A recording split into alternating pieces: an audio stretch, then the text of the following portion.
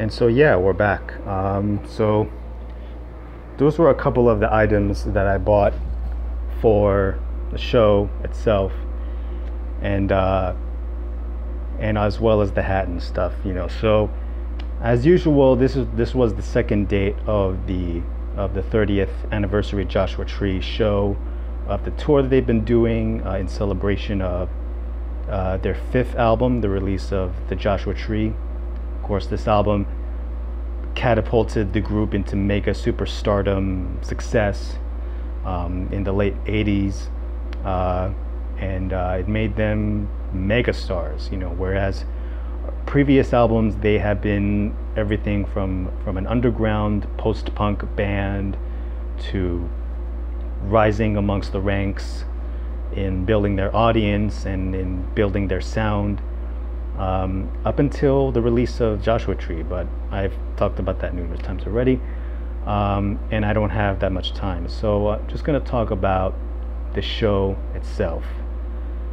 Obviously, U2 always puts on a fantastic show for their fans, and they also utilize the latest technological innovation with their shows. And this time was no different. Obviously, they have pretty much like scaled back, because the last tour that I went to, which was the Innocence and Experience tour in the Garden in New York City, you can check out my concert review of the 23rd of June 2 years ago that I went to. But obviously that setup, it was a much different, more elaborate stage configuration, whereas this one, you had a very basic looking stage, a basic looking screen backdrop of the entire screen, along with the Joshua Tree design in the near center of it all, and coming out of the stage into the audience, you had the B stage, where it is shaped exactly like the Joshua Tree logo, which is pretty cool to see. And the screen, and plus, along with the stage and along with like the screen, you had your different lighting effects. You have your different lighting designs, different colors, different color configurations, like kind of like lighting up the stage or lighting up the crowd, any of that. And it was really different from what I was expecting when the band first announced this tour. I had often thought to myself of how were they going to recreate the Joshua Tree tour stage. Initially, I had thought that they were gonna try to emulate the original 1987 tour stage, with just the backdrop of the logo of the Joshua Tree and the band in the middle, and that was about as basic as you could get. They did do that, except now with a more advanced screen. It really suits this tour a lot more than it did in the original 87 tour. And as for the show itself, for all the trouble that me and my friend had to go through to get there, like we had to go through line after line after line, and we had to come out of the Port Authority building in Manhattan, where they take the bus over there, which was just super maddening. It was worth the trip, absolutely worth the trip, and to get to that stadium. And the boys just put on just a brilliant show. Something which I personally would put even above the very first U2 show that I went to, obviously in the Garden.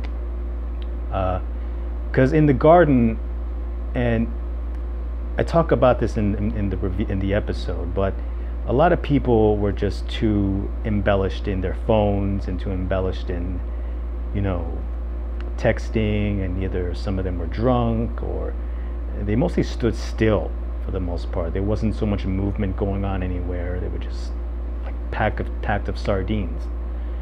Uh, this one I had bought seats um, with for myself and a friend of mine, and we had gone to the seating area as opposed to general admission.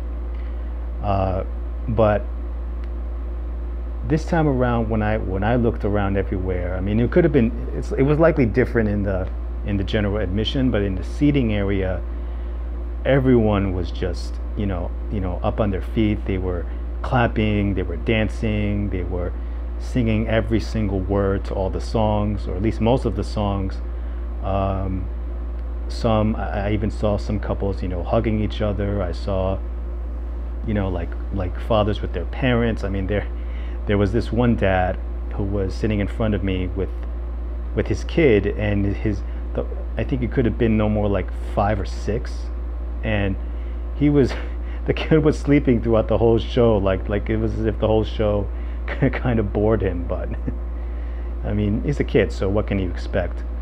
And but the whole atmosphere, at least from the seating area, was incredibly amazing. Like, I mean, the whole crowd was into it. We arrived there, me and my friend, we arrived there in time that the Lumineers were performing their opening set, opening for the band. And the Lumineers, I haven't talked too much about them, in all honesty. I mean, there is that song Hey Oh, Hey Ho, that's it. Not the other one, but there's that song. And my friend and I, we were just kind of going through trying to find the section of our seating. At that time they were playing that song, but they performed a really good set. They were very energetic, acoustic rock and roll band, singer-songwriter group, and they played a really good set opening for U2. And then later on came in, the show started a lot later than I was anticipating. I was anticipating the show for U2 to start around 7 o'clock, 8 o'clock, maybe 8:30, but they started a lot more later. They started like around, I would say, like either 9:30 or 10 o'clock. Yeah, a lot later than I was expecting. In any case, like, Larry came out and he started to play the first song on the set, Sunday Bloody Sunday. Rousing song. Everyone was singing all the words, singing all the lyrics, and jumping up and down, and it was brilliant. It was just a brilliant opener to the whole set. And then following that, you had New Year's Day from War. They had tuned down the tuning, I think half step down in key, so that would be a lot easier for Bono to sing, considering that he's getting a lot older.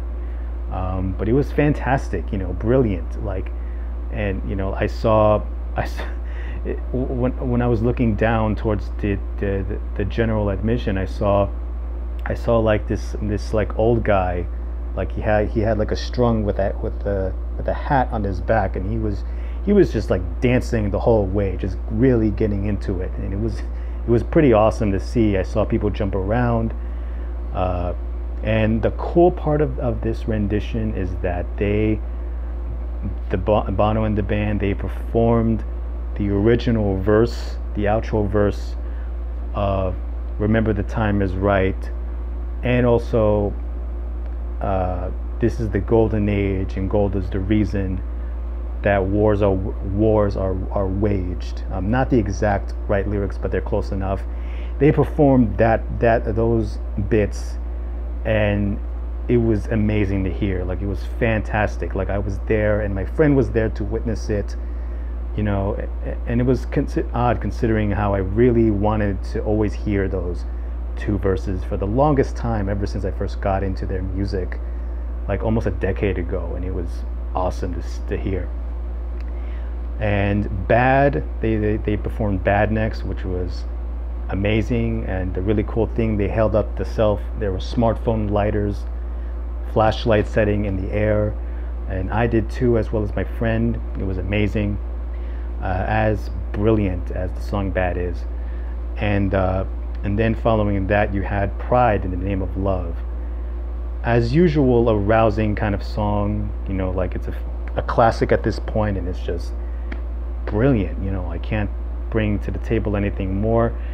And then afterwards, the band left the B stage and started with Streets Have No Name, beginning the Joshua Tree portion of the show. And honestly, every time, the first time I experienced Where the Streets Have No Name in the garden 2 years ago, I had a tear in my eye. I shedded like tears of just joy just hearing that song.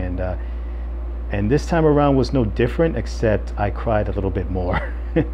I was a lot more emotionally invested, you know, into the song than usual, and it's just always such a euphoric feeling to be in the presence of that song, you know.